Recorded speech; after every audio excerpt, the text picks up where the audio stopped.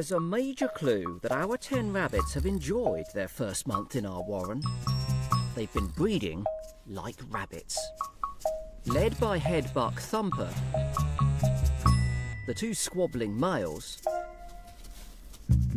have already sired 7 litters between them. Hazel is the top female. And like nearly every adult doe in the warren, she has a litter of her own.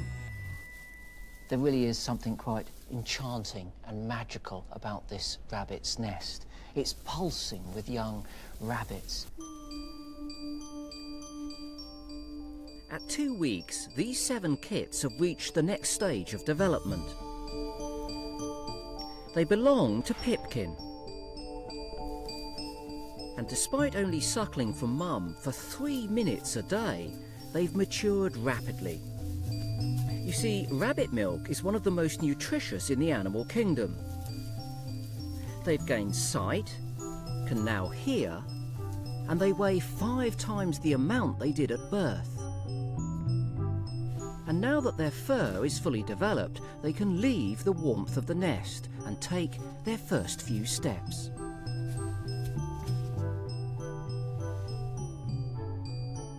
But for the moment, at least, they don't go beyond their mother's chamber.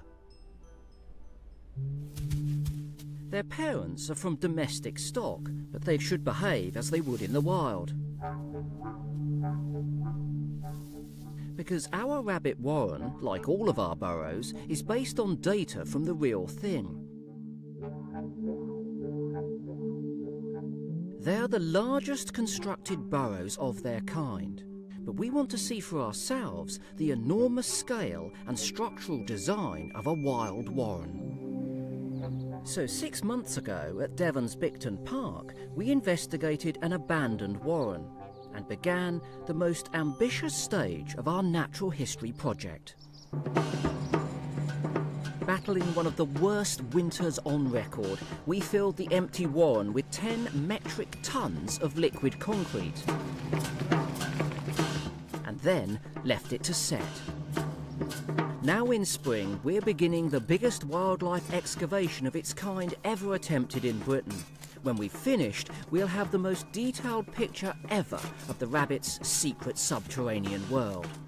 It's going to take another week to reveal every corner.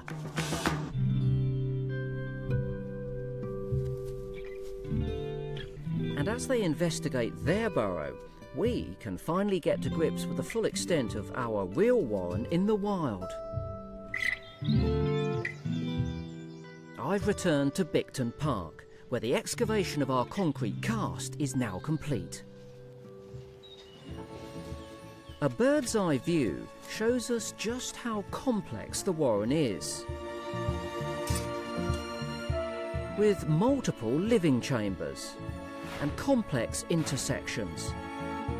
This warren has over 120 metres of tunnels and occupies the same floor space as the average new-build home.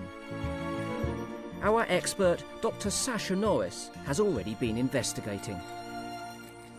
I'm completely blown away by it. I think it's absolutely incredible. My first impressions are how much it looks like tree roots. I guess that you can expect that because the tree and the rabbit are doing the same thing. They're trying to find their way through the soil, and obviously there's going to be rocks, there's going to be bits they just can't get through, so they have to sort of go sideways, and so you've got that very organic shape. I think it's beautiful, actually. It's a rabbit sculpture.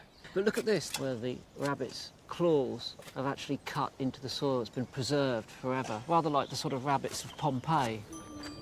So what can this structure teach us about life underground for our baby rabbits? Navigating around this maze is an impressive feat for an adult rabbit. But for a tiny kid, a warren can be up to 4,000 times its size. Pipkin's litter are 18 days old, and they're now ready to test the limits of the burrow.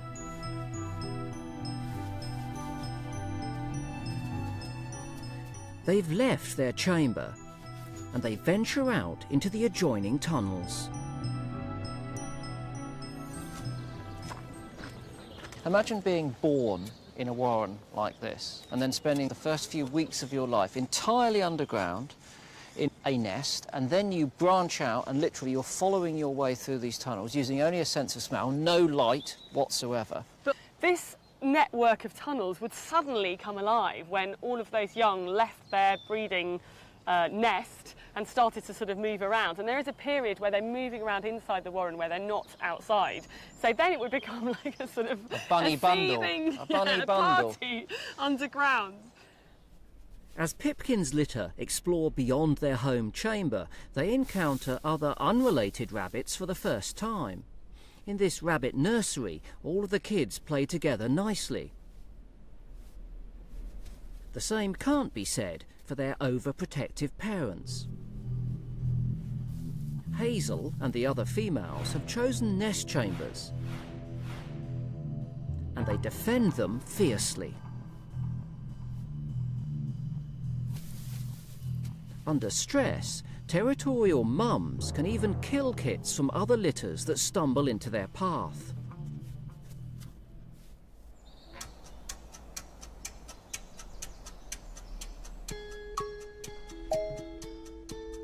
Inside our rabbit warren, Pipkin's litter are now 3 weeks old. They're much more adventurous and they're ranging right through the whole warren. They're exploring, getting to know this place like the back of their paw. But why? In our burrow, the kits are safe from predators, but they don't know that. Their wild instincts tell them to get to know every inch of their warren, for a very good reason. These tunnels aren't just a place to rest, but also full of escape routes. This is really interesting. This has got 7 different tunnels coming off it, some going down, some going sideways and up. And if you imagine you're being pursued by a stoat through the warren, at this point you can really confuse them, can't you? You can go off in any different direction. Yeah. And you intimately know this highway of tunnels. Because you live in it all the time, you know how to get away. From that predator. We built our warren inside a protected enclosure so there's no chance of a stoat attack. But our young rabbits still spend every moment learning all of the complex intersections and secret pathways. But will they be ready for their biggest step of all?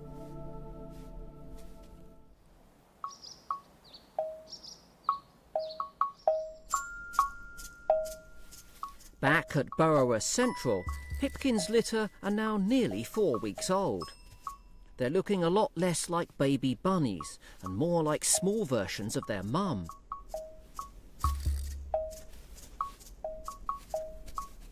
And these physical features are vital to their survival above ground. The big moment has arrived. Pipkin's young are as ready as they'll ever be to undertake the journey they've spent the last 4 weeks preparing for. With Mum Pipkin leading the way, they venture into the outside world.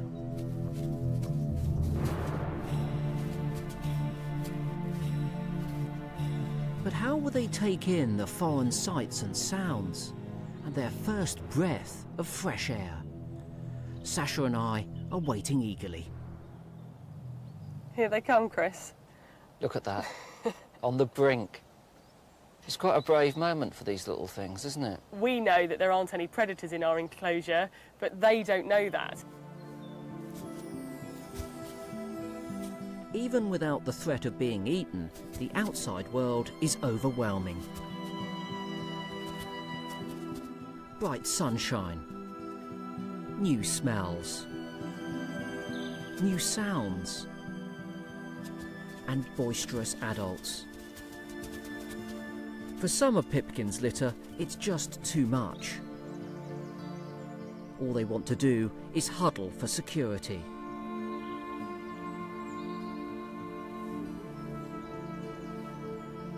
And Mum Pipkin is on hand to reassure them. Look how attentive she is here. She's head up the whole time. She's not feeding at all. She's looking around, constantly vigilant, and then occasionally she's thumping away there to warm them. And they're all in a little tight cluster as well, aren't they? Which is exactly what you'd want. The kids don't just look to Mum for protection. This is interesting. We've seen them grooming one another in the warren, and now when they're out there, they're all looking after one another. That's a way of forming affiliations with other rabbits, so they don't just groom their own family, they also groom other litters and other adults. This is how they tell each other that they're part of a group and maintain that group. It's a behaviour called allo-grooming. You see, physical contact builds bonds and secures friendships so everyone can watch out for danger. Because outside the warren, security for a rabbit is a case of safety in numbers. The more rabbits there are, the more eyes, the more ears. Therefore, for the individual, the more time spent feeding. Now look, they're taking their first fresh meal, if you like. Because up until this point, they've been fed on the mother's milk. And what's interesting is they actually learn the right types of food to eat from the chemicals that are inside the milk that they drank when they were in the warren. So it's almost they know the flavour and they can go out and then pick up the scent and eat that to get them going. That's right, yeah, and they know that those plants won't be poisonous because their mum ate them and survived. I wonder what it's like, though, that first bite of a fresh leaf. That must be a flavour sensation for them. Our kits' preparation for the outside has served them well. They've used their time in the burrow to grow and learn vital skills for survival. But there are still trials ahead. Life for an adolescent rabbit is fraught with challenges, and their instincts tell them to always be cautious. When one is spooked, everyone is back in their burrow in just a few hops.